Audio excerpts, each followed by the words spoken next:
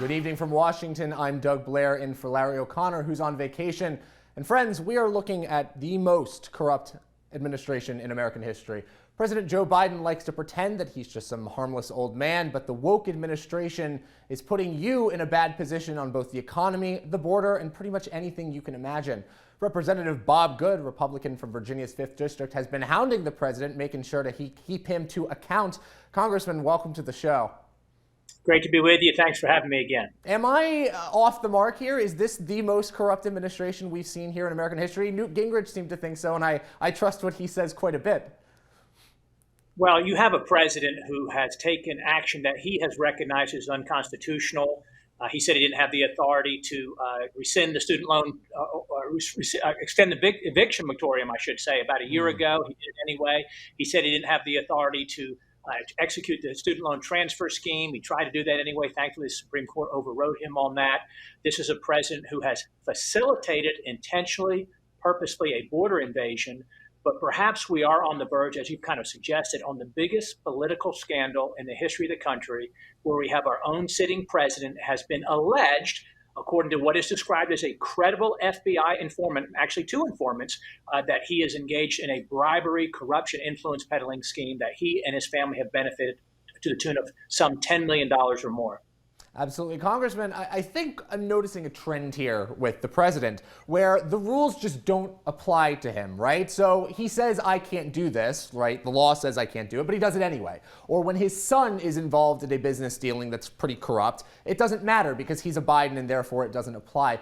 Do you think that Congress is going to be able to do anything to stop him? I mean, it is Congress's job to sort of keep the other branches in check. What is Congress planning on doing to make sure the president doesn't get away with his crimes?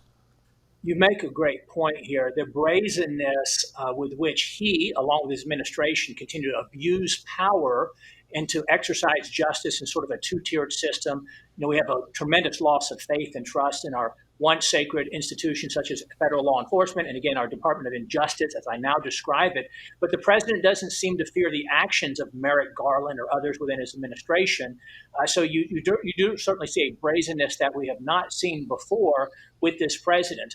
But what will happen, I believe, in these oversight hearings through judiciary and particularly the oversight committee under Chairman Comer, I think you're going to see criminal referrals as a result of where the evidence takes us.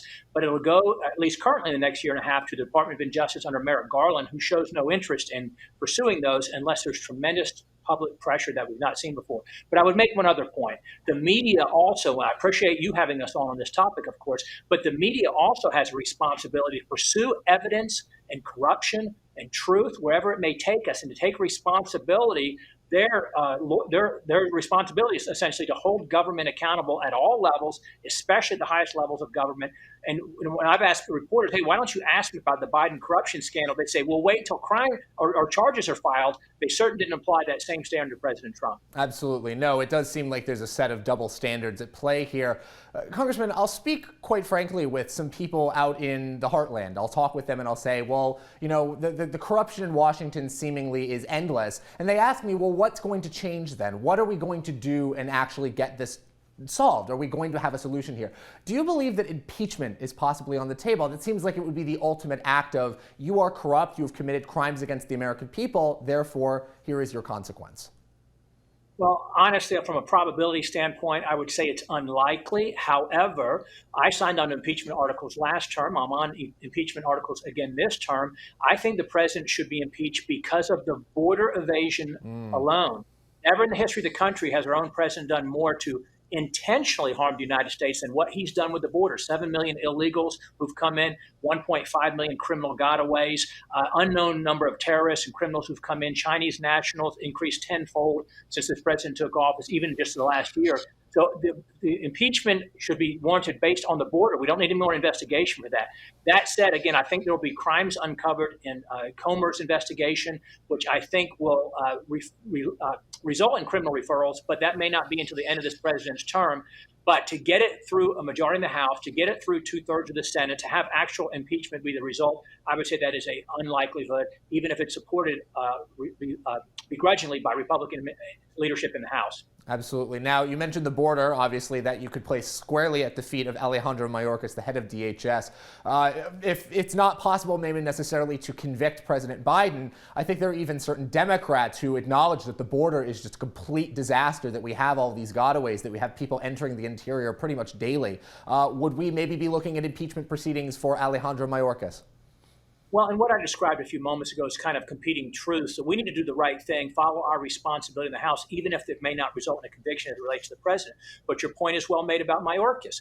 Speaker McCarthy, when he was trying to become Speaker last summer, last fall, early this year, he said he would support impeachment proceedings for Mayorkas. He needs to follow through on that. We ought to impeach him because there's a greater probability of success. More importantly, because it's the right thing to do. How do we let him willfully violate our laws, violate our sovereignty, compromise the national security of our country, and lie to Congress about it, lie to the American people about it? And so perhaps if we were to impeach Mayorkas, perhaps then Biden would change his policies, which we know Mayorkas is simply executing the Biden policies. Mm-hmm. Congressman, the Freedom Caucus has very much been flexing its muscle in regards to getting things done in the House. Obviously, they were instrumental in getting some concessions out of Speaker McCarthy. Do you feel as if McCarthy has been holding up his end of the bargain when it comes to the deals he made with the Freedom Caucus? Well, we were optimistic for the first 5 months, and you had a largely unified Republican Party in the first 5 months in the House. You know, we exceeded expectations with passing a strong border bill, with passing a strong energy bill out of the House, at least. That's all that we could control. And we passed the Limit, Save, Grow bill, which brought some real reforms and cuts to our spending to put us on a better path towards fiscal responsibility. It was a big step in the right direction. However, all of that was forfeited. All of that was discarded. All of that was displaced with the terrible, I call it the Failed Responsibility Act, which essentially adopted Biden's position of an unlimited debt ceiling increase until January of 25.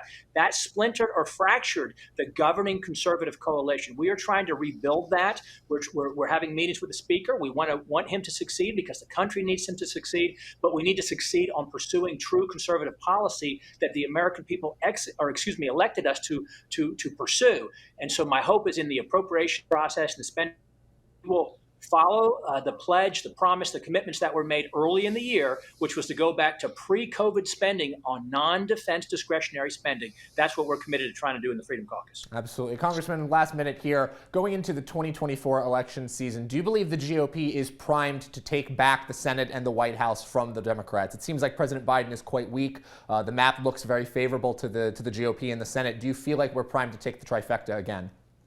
You're right. The Senate looks very good to us from a map standpoint. You would hope that the majority of the country recognizes the disaster that is President Biden, will not reelect him, will reelect a Republican.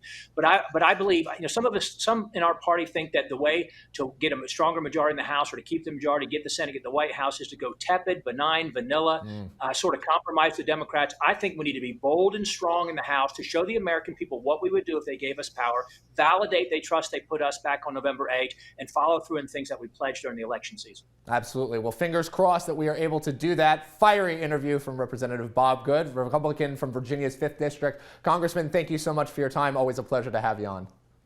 Great to be with you. Thank you again. All right. Well, that was Congressman Bob Good, but we are not done here yet, folks. Congressman is the first interview, but we have got more on O'Connor tonight. Keep it here on the Salem News Channel.